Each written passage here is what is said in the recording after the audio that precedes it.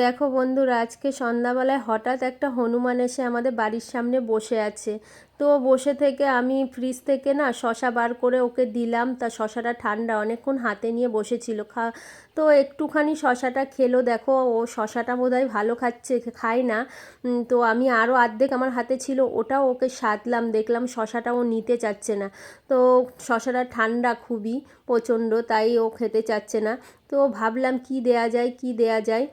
তো আমি অনেকক্ষণ ধরে সবাই বলছিল বিস্কুট দিতে, তো আমি বিস্কুটটা ওকে দিলাম না। আমি ভাবলাম একটা আলু দিই, আলু দিলে হয়তো আলুটাও ভালো খাবে।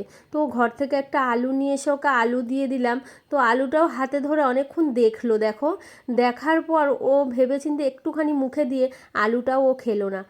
তারপর আমি ওর পাশে গিয়ে দাঁড়ালাম, দেখলাম ও কোনো রিয়্যাক্ট করলো না।